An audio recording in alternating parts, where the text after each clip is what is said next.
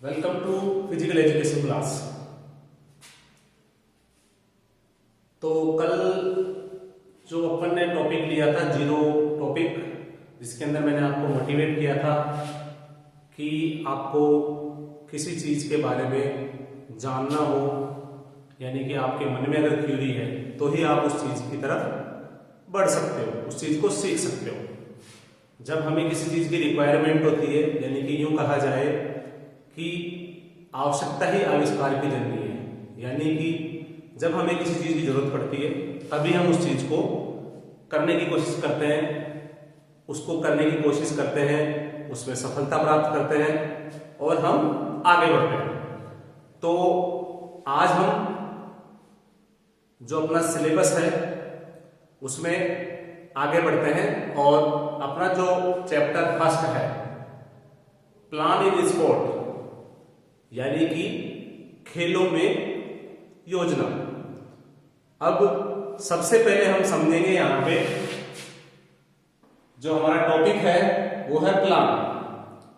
Plan, अब हमारे दिमाग में जैसे ही प्लान शब्द आया तो सबसे पहला क्वेश्चन क्या बना हमारे दिमाग में? सबसे पहला क्वेश्चन बना हमारे दिमाग में कि प्लान होता क्या है, व्हाट इज प्लान। यानी कि फर्स्ट ऑफ ऑल देखें तो हमारे दिमाग में जैसे ही प्लान शब्द का नॉक हुआ तो हमारे दिमाग में पहला जो क्वेश्चन आया, जो पहली क्यूरी आई वो आई कि प्लान होता क्या है। तो मैं आपको सिंपल शब्दों के अंदर, सिंपल वर्ड्स में आपको बताना चाहूंगा कि प्लान एक तरह की पहली स्टेज है। किस चीज की? किसी भी काम को करने के लिए, किसी भी काम को करने के लिए हम एक तरह का ब्लूप्रिंट बनाते हैं। क्या बनाते हैं? ब्लूप्रिंट बनाते हैं। जो हम ब्लूप्रिंट बनाते हैं उसी के अनुसार हम आगे चलते हैं। जो हमने गोल डिसाइड किया है उस गोल की ओर अचीव करने के लिए आगे की ओर बढ़ते हैं। यानी कि अगर हम किसी चीज को करना चाहते हैं तो हमारे माइंड में प्लान होना जरूरी है, यानी कि योजना का होना बहुत ही जरूरी है। तो सिंपल शब्दों में मैंने आपको बताया कि प्लान क्या होता है। मेरे हिसाब से सबके समझ में आ गया होगा कि योजनाओं का सही क्रियान्वयन करने के लिए, योजनाओं का सही क्रियान्वयन करने के लिए हमारे मस्तिष्क में या हमने किसी भी डॉक्यूमेंट में, किसी भी कागज में अगर हमने गोल निर्धारित किया है तो उसको अचीव करने के लिए हमने हमारे दिमाग में ब्लूप्रिंट तैयार किया है। हम उसको राइट भी कर सकते हैं, हम उसको दिमाग में भी रख सकते हैं, ये अपने अपने तरीके हैं। लेकिन हमने जो प्लान बनाया है उसी आधार पे हम उस गोल की तरफ बढ़ते हैं। अब हम यहां समझेंगे सभी बच्चों का क्या प्लान होता है। सभी बच्चों का ये प्लान है कि हम परीक्षा में, एग्जाम में अच्छे नंबरों के साथ में उत्तीर्ण हो, पास करें हम अच्छे नंबरों के साथ में क्लास के अंदर। तो हमारे मन में उस चीज को लेके प्लान है कि मुझे इस टॉपिक को ज्यादा पढ़ना है, मुझे इस सब्जेक्ट को ज्यादा पढ़ना है, मेरी इस सब्जेक्ट में कमजोर पकड़ है, मेरी इस सब्जेक्ट में स्ट्रेंथ ज्यादा है, मैं इस टॉपिक को ज्यादा बेटर तरीके से परफॉर्म कर सकता हूं। यानी कि हमारे दिमाग में प्लान है कि मुझे इस प्रश्न का उत्तर ऐसे देना है और मुझे इस प्रश्न का उत्तर ऐसे देना है। ये हमारे दिमाग में प्लान चलता है हर चीज को लेके। अभी अपनी फिजिकल एजुकेशन क्लास है तो अपने दिमाग में प्लान चलता है, जैसे किसी का क्रिकेट का मैच चल रहा है तो अगर हमारी बैटिंग आई है तो हमारे दिमाग में प्लान होगा, सपोज करें कि 20 ओवर का मैच है तो हमारे दिमाग में फर्स्ट ऑफ ऑल क्या कंडीशन होती है कि पिच कैसा होगा, पिच बैटिंग के लायक है या बॉलिंग के लायक है। दूसरा कि हमारे को 20 ओवर में कितने रन बनाने हैं। तीसरा कि अगर हम जो टारगेट लेके चल रहे हैं दिमाग में, अगर वहां तक नहीं पहुंचते हैं तो हमारा बैकअप प्लान क्या होगा। यानी कि प्लान की आवश्यकता हर चीज में जरूरी है। किसी भी घर के प्रोग्राम में देख लो आप कि किसी शादी, घर के अंदर किसी में शादी है और वहां सपोज करो लड़के की लड़की किसी की भी शादी हो सकती है तो उसमें हमारे जो पेरेंट्स होते हैं, जो हमारे रिश्तेदार होते हैं, वो पहले से प्लान करते हैं।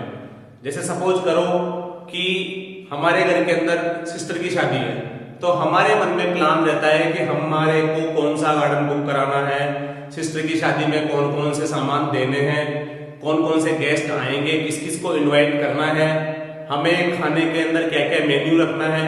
तो हमें हर छोटी बड़ी चीज को करने के लिए एक योजना की आवश्यकता होती है, जिसी को हम प्लान कहते हैं।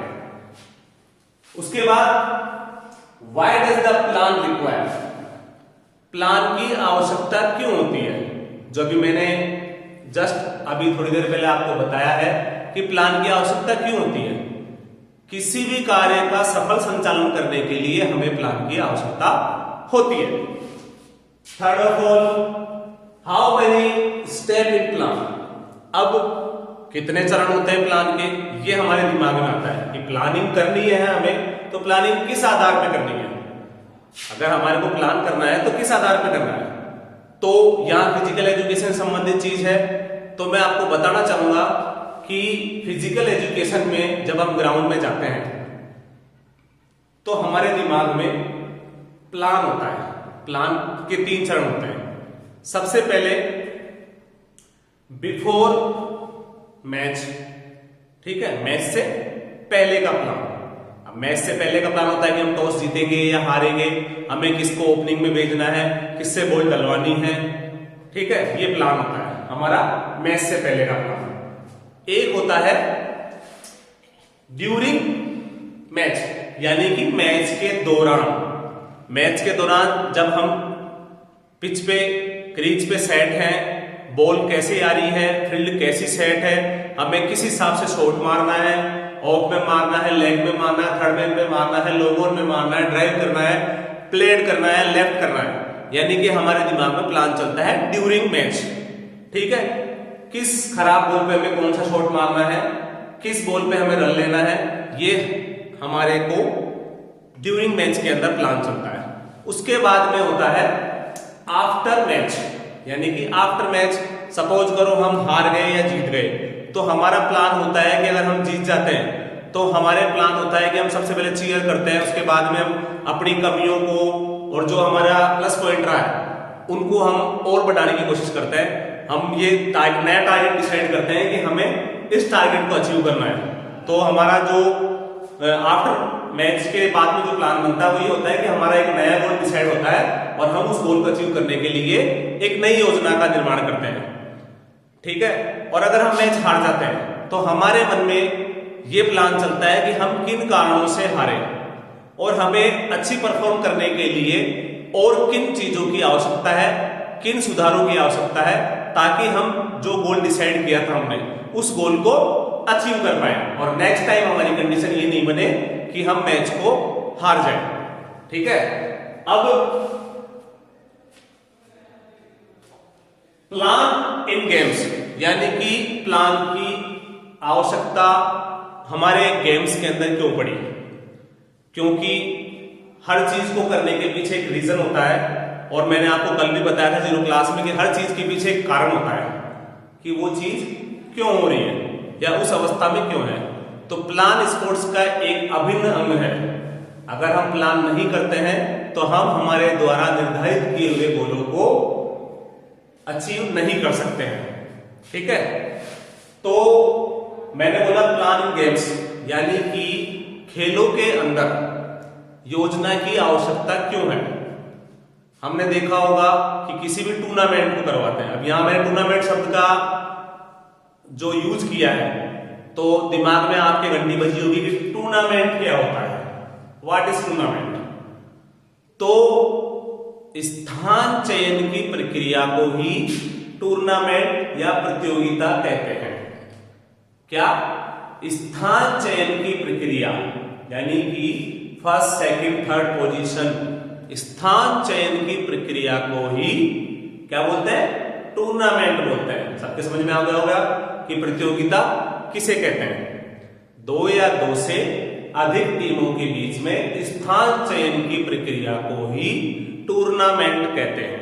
ठीक है, अब टूर्नामेंट के अंदर योजना, आपने देखा होगा जब टूर्नामेंट करवाना है, प्रतियोगिता करवानी है, तो हमें उसके लिए प्लान करना पड़ता है कि हमें किस जगह पे टूर्नामेंट करवाना है, हमारा जो खर्चा होगा वो टूर्नामेंट में कितने का होगा, उसके बाद में हमें किन किन इक्विपमेंट की जरूरत होगी, हमें कितने मैच रेफरी, एम्पायर्स की आवश्यकता होगी। उसके अलावा इन चीजों को सुपरविजन करने के लिए कितने लोगों की आवश्यकता होगी, ये हमारे टूर्नामेंट को सक्सेसफुल बनाने के लिए जरूरी होगा। तो इसलिए हमारे को किसी भी टूर्नामेंट को, किसी भी प्रोग्राम को सफल बनाने के लिए योजना का होना आवश्यक है। अब टूर्नामेंट के अंदर हमारे को योजना बनानी है कि हमारा ग्राउंड कहां पे होगा, मैचों की संख्या ज्यादा है तो हमें कितने कोर्ट, कितने ग्राउंड बनाने पड़ेंगे, उस हिसाब से हमारा प्लान चलता है। तो अब नेक्स्ट स्टेप है अपनी कि टूर्नामेंट की मैंने परिभाषा बता दी, अब टूर्नामेंट के बारे में बता दिया और टाइप्स ऑफ टूर्नामेंट्स, यानी कि how many types of tournament, tournament के कितने प्रकार होते हैं। जब हमारा दूसरा क्वेश्चन आया कि टूर्नामेंट के कितने प्रकार होते हैं, तो हमें यहां समझना होगा कि टूर्नामेंट के बेसिकली 4 प्रकार होते हैं। कितने प्रकार होते हैं? 4 प्रकार होते हैं। पहला जो प्रकार होता है वो होता है नॉकआउट टूर्नामेंट। अब नॉकआउट टूर्नामेंट क्या होता है? जैसे ही नॉकआउट का नाम लिया, नॉकआउट टूर्नामेंट का मतलब हमारे दिमाग में घंटी बजी कि नॉकआउट टूर्नामेंट का क्या मतलब होगा। सेकंड, इसको क्लियर करूंगा मैं, अभी टूर्नामेंट के जो प्रकार है उनके बारे में बता देता हूं। तो सेकंड जो है अपने लीग टूर्नामेंट, ठीक है।